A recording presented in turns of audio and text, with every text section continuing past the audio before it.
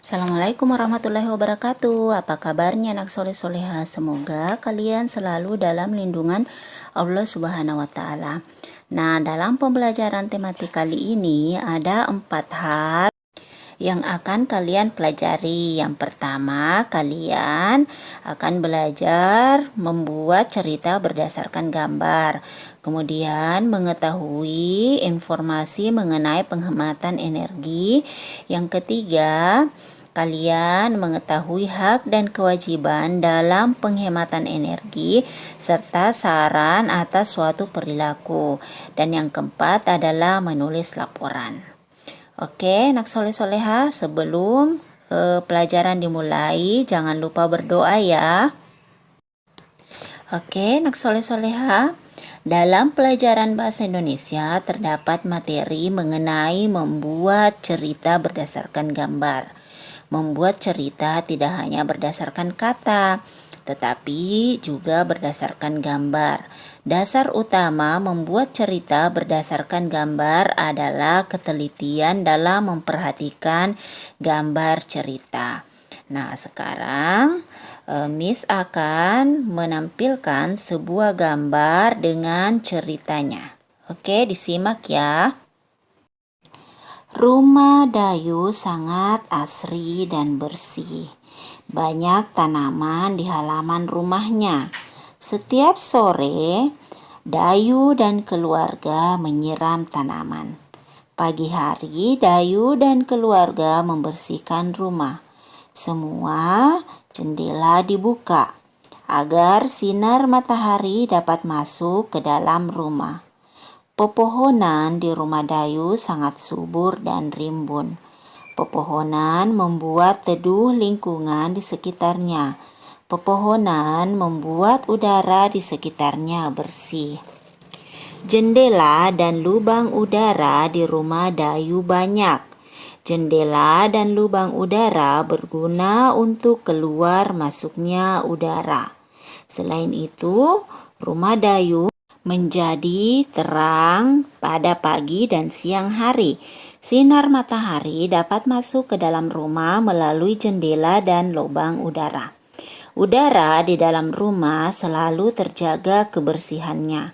Akhirnya, lingkungan menjadi sejuk. Udara yang terjaga kebersihannya membuat lingkungan sehat.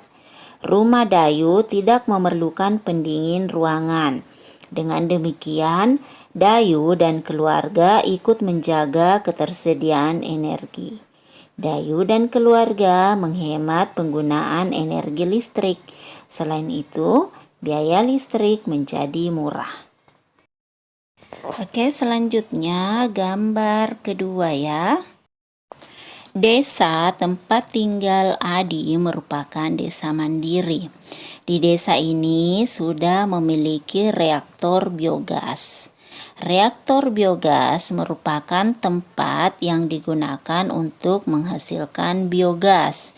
Biogas digunakan untuk pembakaran menggantikan gas LPG. Ya, sumber utama biogas di desa Adi berasal dari kotoran sapi.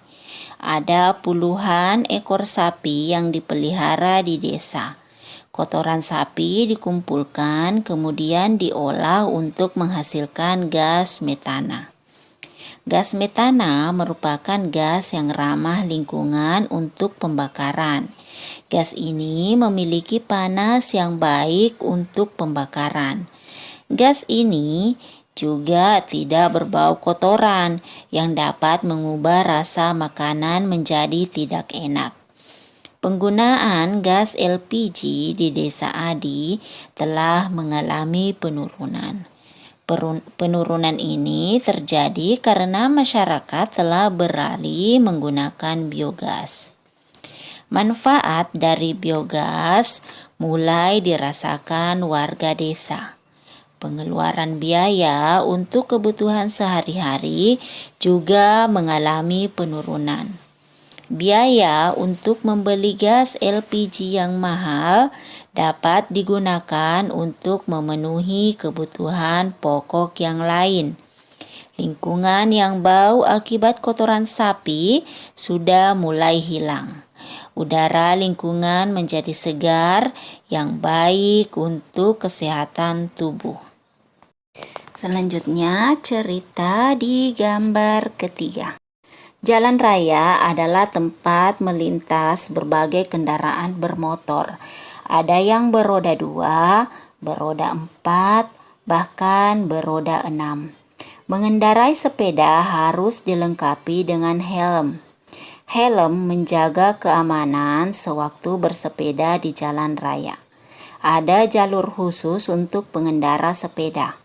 Bersepeda tidak boleh di jalur kendaraan bermotor. Bersepeda dengan arah yang sama dengan arah lalu lintas. Ada peraturan di jalan raya yang wajib dipatuhi. Setiap pengguna jalan berkewajiban menghormati pengguna jalan yang lain dan mematuhi rambu lalu lintas. Berkendara dengan menaati peraturan agar selamat sampai tujuan. Nah, gambar selanjutnya. Setiap hari Udin dan Edo berangkat ke sekolah. Keduanya ke sekolah dengan berjalan kaki.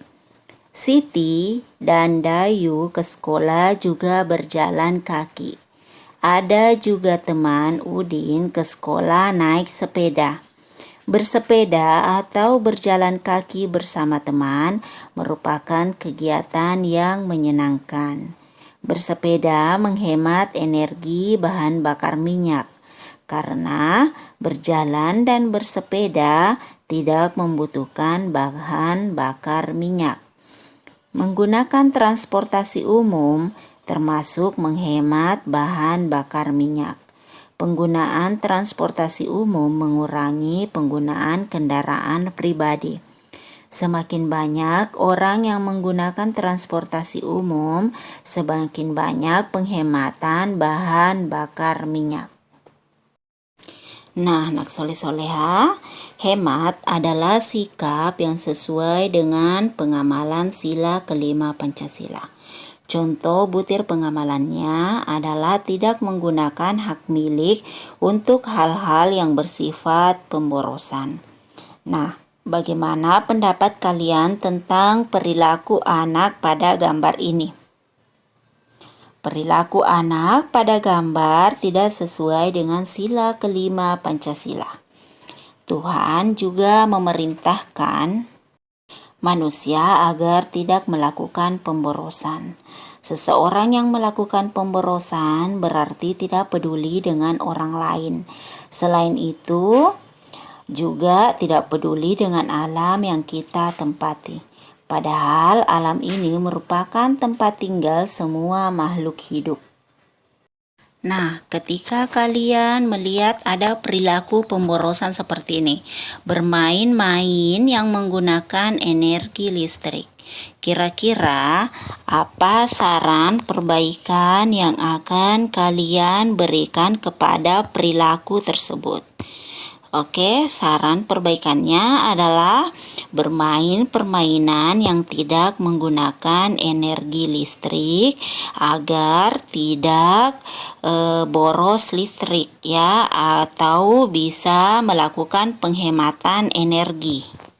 Seperti itu ya. Oke, selanjutnya adalah menulis laporan.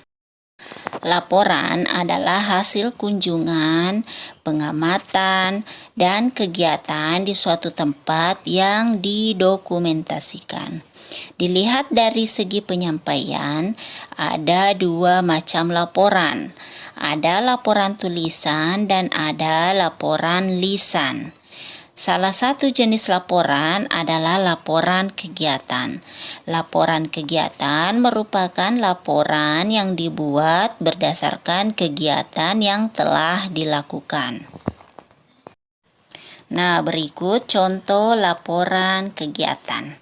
ya. Jadi laporan kegiatan itu ada beberapa hal, yaitu yang pertama waktu kegiatan, kapan kegiatan itu berlangsung, kemudian tempat pelaksanaan di mana kegiatan itu dilaksanakan. Kemudian yang ketiga, kegiatan apa yang dilakukan. Kemudian yang keempat, kendala atau kesulitan yang dihadapi, dan selanjutnya adalah keberhasilan yang dicapai. Nah, kita lihat dulu laporan kegiatan yang Miss contohkan ya. Yang pertama waktu kegiatan itu Ahad 2 Maret 2020. Ini contoh ya. Kenapa 2020? Artinya kegiatan ini telah dilakukan ya. Kapan? Pada hari Ahad tanggal 2 Maret 2020.